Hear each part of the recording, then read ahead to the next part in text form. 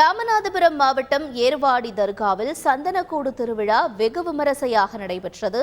இதில் பல்வேறு மாவட்டங்கள் மற்றும் மாநிலங்களிலிருந்து ஏராளமானோர் பங்கேற்றனர். இந்த காட்சிகளை முதலில் பார்ப்போம்.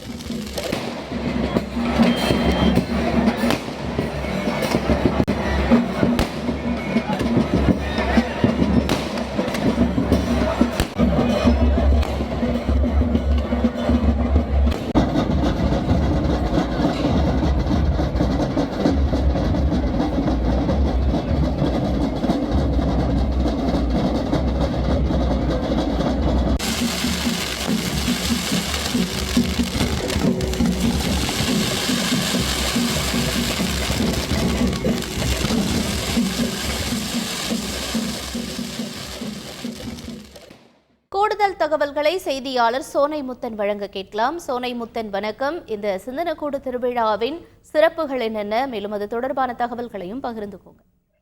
வணக்கம். அதாவது ராமநாதபுரம் மாவட்டம் ஏர்வாடி தர்காவில் மத நல்லிணக்க சந்தனக்கூடு திருவிழா கோலாகலமாக நடைபெற்றது. இதில் தமிழகம் மட்டுமின்றி பல்வேறு மாநிலங்களிலிருந்தும் ஆயிரக்கணக்கானோர் பங்கேற்றனர். ராமநாதபுரம் மாவட்டம் கீழக்கரை அருகே உள்ள ஏர்வாடியில் உலக பிரசித்தி பெற்ற அல் குப்துல் சுல்தான் சையது இப்ராஹிம் பாதுஷா நாயகத்தினுடைய 850ஆம் ஆண்டு உருஸ் எனும் சந்தனக்கூடு திருவிழா தற்போது நடந்து வருகிறது.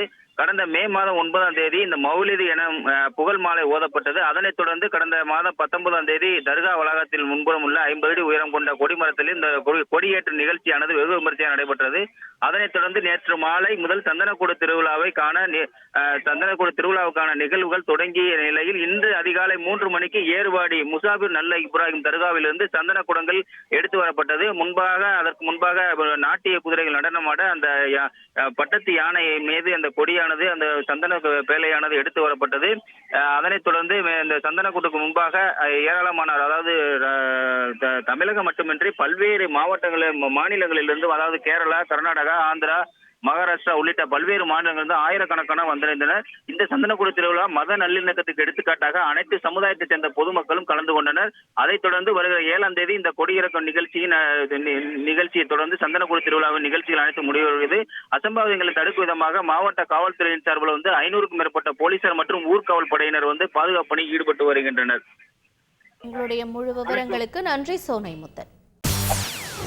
செய்திகளை உடனுக்குடன் தெரிந்து கொள்ள உடனே சப்ஸ்கிரைப் பண்ணுங்க.